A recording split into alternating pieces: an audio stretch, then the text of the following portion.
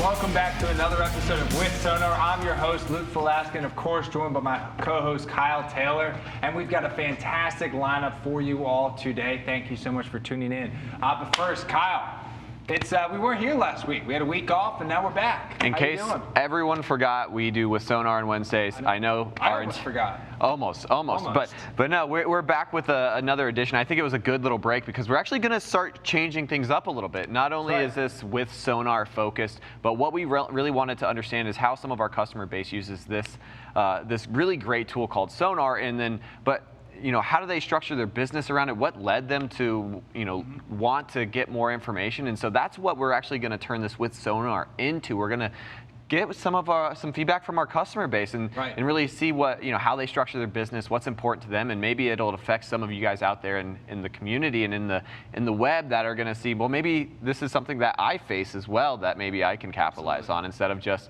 the Luke and Kyle show. I mean, I know we've loved that, but come on, who doesn't like the Luke and Kyle show? No, I think we will start to have a lot more of our customers on the show here. It's been a while since we've had one on the show, and it may not be every week. It probably won't be every week due to availability, but we will try to have a lot more on. And I think too, it's what I'm really excited for most of all of this is learning we work with a lot of really smart people. There's a lot of our customers are very intelligent. They've got a lot of experience in the field, a ton of tribal knowledge, and it's really excited to see the ways that they adapt our data to their operation and really just take it to a whole nother level. Because everyone's operation is a little bit different, and it's nice to see them take their own spin on it. And we're going to learn a little bit about that today from one of our customers. Yeah, and whenever I'm talking to people who are interested in SONAR, the biggest aspect people always ask, like, how do you use it? And I always tell people it's always limited by your creativity. What boundaries do you put on yourself? Because there's so many different aspects that even we don't understand yet that people can use this information for, and that's something that Tom at Kingsgate will give us some insights into, because there is a need there that he's actually helped us understand without us actually knowing. Yeah, really, you're just gonna drop Tom like that? You're not gonna let me do a big introduction for him? We don't really do things by the standards, so clearly I couldn't keep the secret long enough. Everybody pretend you didn't hear what Kyle just said. Okay, we're gonna back it up. I'm gonna introduce. So today our guest on With Sonar is going to be Tom from Kingsgate Logistics, the Senior VP at Kingsgate Logistics. I think I got your title right, Tom. I'm sure you'll correct me if I'm wrong, but we're very excited to have you on. Tom, can you hear us? How are you doing? Yeah, I'm doing great, guys. I can hear you just fine, and excited to sit in. I'm a little concerned for you guys because you brought the best guest you possibly could as your first one. So I'm sorry for everyone that's going to have to follow this, right? I mean, no, that's exactly right. That's exactly right. We're starting with the top of the iceberg, so it's only downhill from here. So all those guests that you see next week and the week after, sorry. Yeah. All they're the JVs. But no, Tom, thank you for joining us. And also, folks, I want to make a note for those that are watching on our social media platforms like Facebook or LinkedIn. Feel free to throw a comment in the chat. We'll try to answer them as they come along, and maybe we'll even be able to direct some right at Tom. But as we get going and we continue this conversation, feel free to throw some questions in there. Tom, if you don't mind, just give for folks viewing who don't know who you are, give us the 30-second background on yourself, how you got into the industry, and what you're doing today. Yeah, so I've been with the Kingsgate family for about 4 years. We're a second-generation family-owned company. Pretty excited to be with this organization, mainly because of the vision of our ownership team. I mean, they really see what they want to become. It's kind of crazy to be a part of a 34-year-old company who's being as innovative as we have been in the space in the last couple of years. So I started in the logistics industry about 14 years ago. Cut my teeth in the brokerage space. I've spent about half of that time at a large refrigerated carrier. Lived in the truck with a guy for 6 or 7 days. So I've got to see and experience a lot in the industry. And so now, I get to play with fun tools like SONAR. And I like to say, at the end of the day, I'm an idea guy. I can't do anything, but I can talk about a lot of stuff. So that's kind of where I live. That's right. At least you have one claim to fame. Yeah. Innovation and strategy. It's all about making those, just a few really impactful decisions instead of just making a ton of decisions. And so as that has developed, because Tom, me and you have been back and forth for the past couple of years, even before I came to FreightWaves, and I know your role has really developed over at Kingsgate. How has it transitioned over time, and how did you land in more of an innovation and strategy type of role? Yeah, so we were kind of in an interesting place as a company. I mean, we're second generation family owned. We've got third generation family members that are working here. And our ownership team really sat down and they said, "Hey, listen, we want to make sure that this is a thriving, growing business for our third generation. We don't want to leave them with something that's going to die off in a few years. We want to leave them a bit of a legacy here."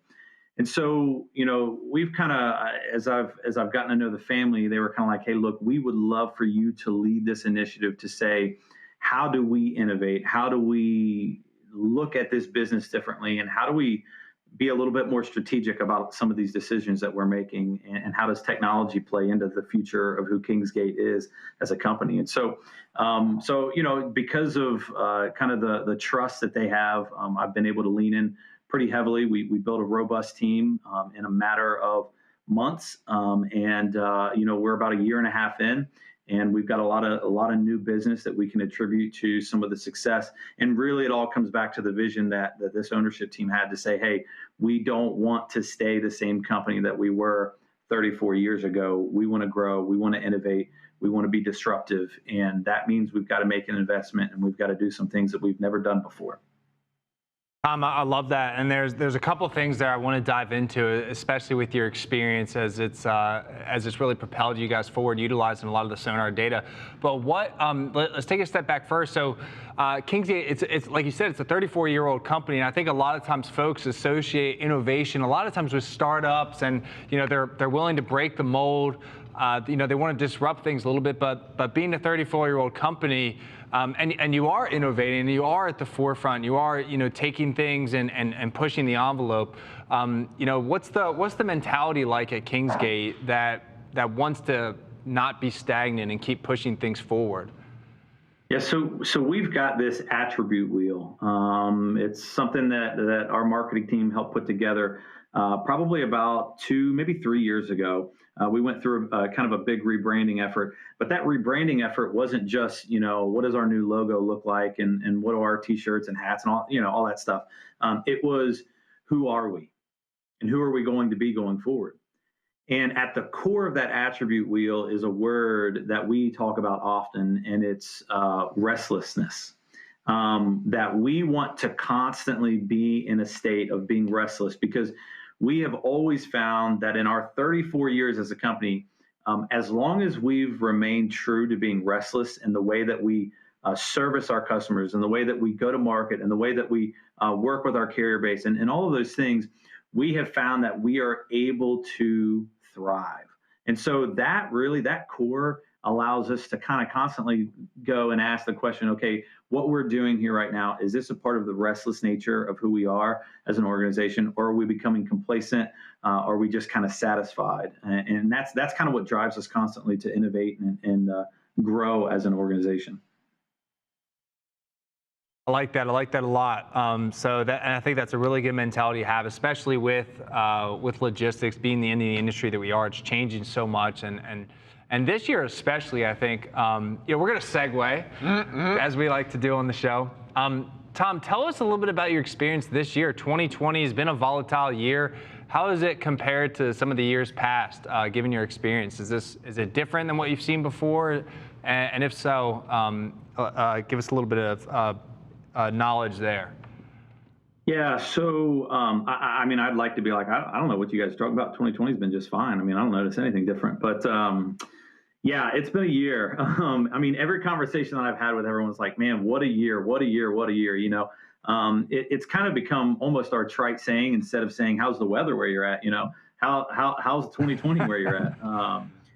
But so for us, it's definitely been a different year. And I think there's some really beautiful things that's happened in this year that a lot of people can lose sight of. I had a conversation yesterday where we were talking about how many different changes have happened in the supply chain just this year.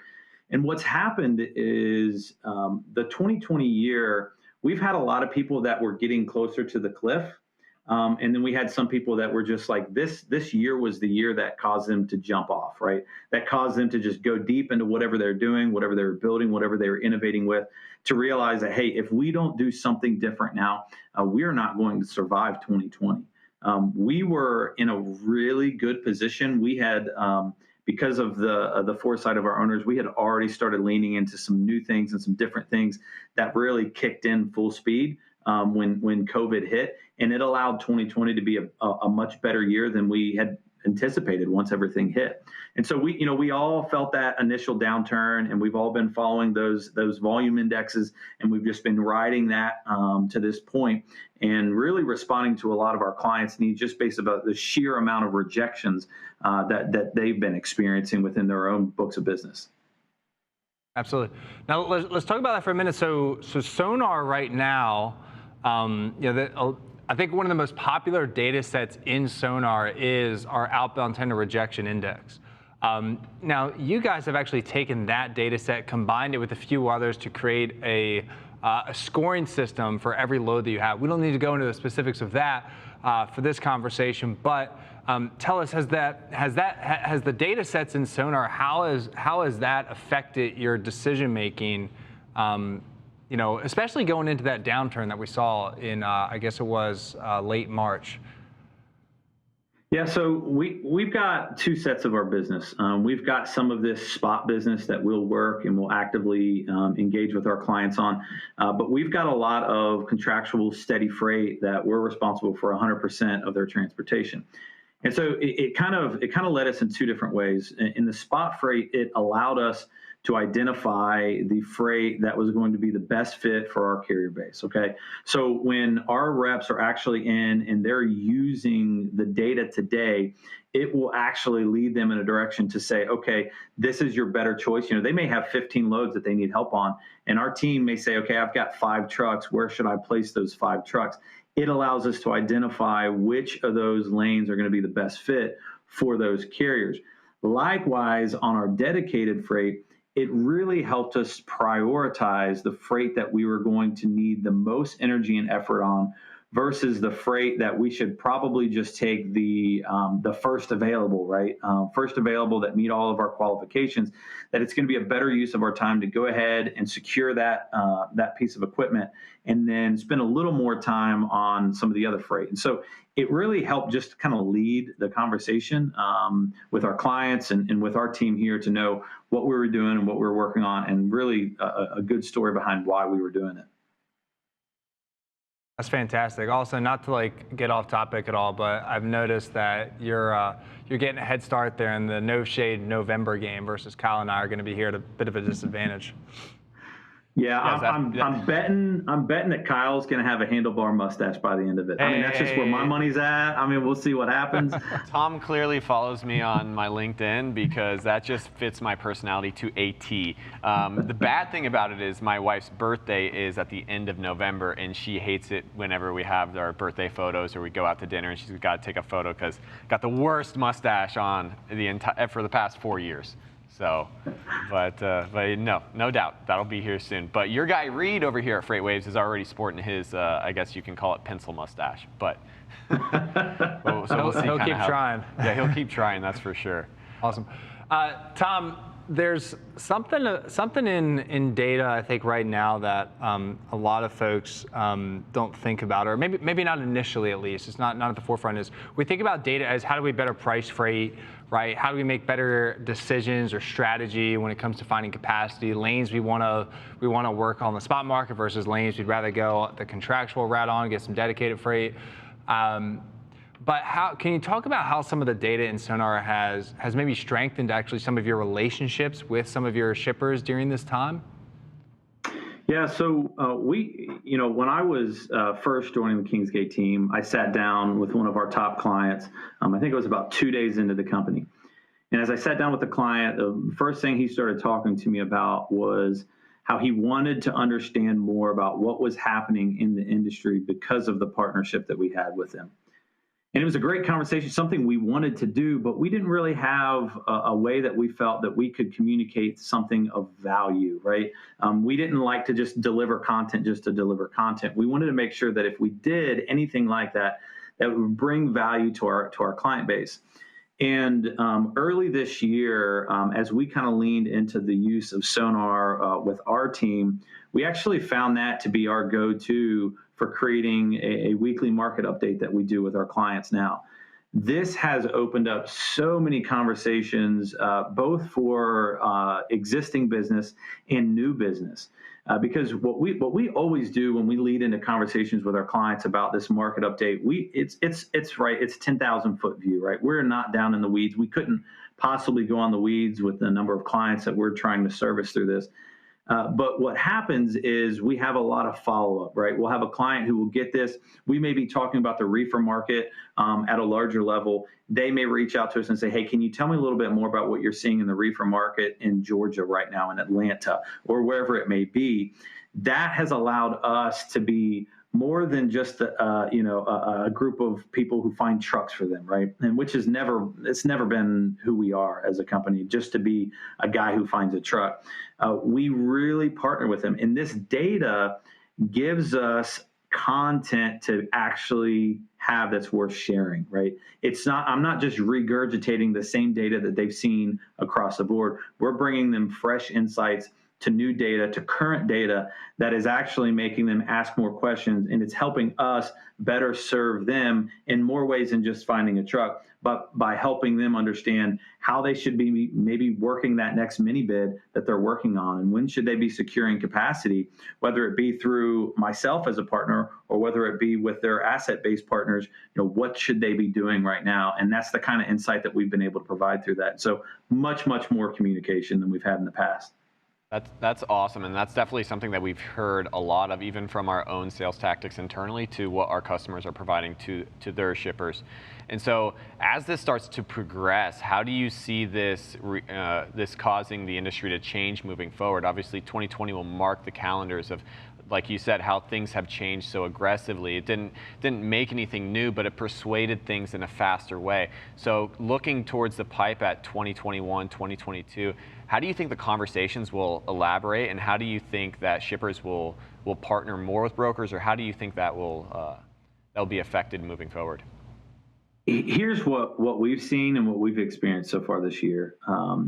There's a lot of companies that are in less fortunate positions than we are because of the experience that they've had with COVID and because of freight moving a little bit differently and doing things differently. But we've been able to experience a lot of success this year because of how closely integrated we became with our shippers. It was something that was in the works earlier. And this is where I'll say this, because I hear this conversation in the industry so much. So someone will say, digital freight brokerage is a joke. It's the best thing ever. And you hear all these different things on each side. The reality is you just need to be able to figure out what your niche is, and you need to be able to serve it well. If you are serving a niche well and you are providing value where other people are not today providing value, and I'm not talking about we've got the best service, right? Everyone and their brother says they've got the best service, but if you're bringing actual value, okay, that is what matters. And so we've done a lot of work to integrate closely with our clients, whether it be through their ERP or their WMS, whatever it may be. We've actually integrated with them, and we're trading data back and forth. I was on a call just briefly before this with one of our clients' vendors, and we had an hour-long conversation about how to help the vendor in the shipping process for our client. Something that necessarily may not always be in our responsibility, but we're doing that because our customer looks at us more than just the guy who finds the truck. We're the people who help them figure out how to run their supply chain at a much more efficient rate. And that is where I believe you're going to see a lot of third parties find success. If you're just finding a truck for them today, you likely will not be finding a truck for them tomorrow, just based off of the experiences that we're having. No, that's phenomenal and spot on. And so, that's some great insights that I think a lot of people can actually gain who are going to be watching this moving forward, because one, you're helping automate the entire supply chain process. I think incorporating this data into that entire cycle not only brings more value for you, but it allows you to work more efficiently. Now you can provide more of a service, and then obviously outline how markets are moving in a more objective way instead of being subjective with, this is the way the wind's blowing today. And Luke, what do you think? It really differentiates you for sure. But even more than that, I mean, I think one of the things that struck out to me the most was, Tom, you were saying is that you've actually been able to help not just your clients, but like your shippers, vendors as well. And I think when you get to that point, right, that's a point where you really become invaluable to your clients, right? Like you said, you're not just the guy that finds the truck. You're not even just the guy that finds the best rates, or at that point it doesn't even really matter anymore. You're providing so much value to the clients that, I mean, who else can say that? I mean, not a lot. And I think a lot of it comes with knowing not just where, say, the best rates are, or you've got really good relationships with carriers, but it's understanding not just your network as well as how the entire market around you is affecting you. So you can make those decisions and understand where you're operating, how you're performing relative to the market, but also what decisions to make to continue to improve. Because it's a continuous process, right? You can't remain complacent, or else you'll definitely fall behind. That's spot on. So, one of the big buzzwords that I think have recently come out over the past quarter, Tom, is mini bids, or short-term bid cycles. How is, with your exposure to your contracted freight, how has that been incorporated in what you see, and then how has maybe your reaction to how you're going to respond to new bids changed during COVID? Yeah, so we've been having the mini bid discussion in our world for the last year and a half. We've got a number of clients that the mini bid hasn't been foreign to us because they do a lot of project work, and so that's a perfect case for a mini bid. Where we've seen transition is their steady freight becoming a part of a new, fresh mini bid. That was freight that we were already actively working. And so it's definitely a new environment. And I think what's happening for us is, it was a little bit more challenging when you're talking about a year out, right? You can't, right now, you can't hardly tell what's going to happen next month, right? But what we've been able to do is we've been able to use a lot of the historical data. We use SONAR for a leading indicator for what's going to happen in those markets going forward. And so I know Luke had talked about it a little bit, but we've got this SONAR score that we've integrated into our TMS using the SONAR data set. And what that is allowing us to do, we're applying that to our RFPs for these mini bids or whatever it may be, to help us understand where we may want to be more aggressive, because we've got some insight into what may be happening in those lanes. And the name of the game right now is, your customers, if they are not doing mini bids, they're going to be doing mini bids. It's as simple as that.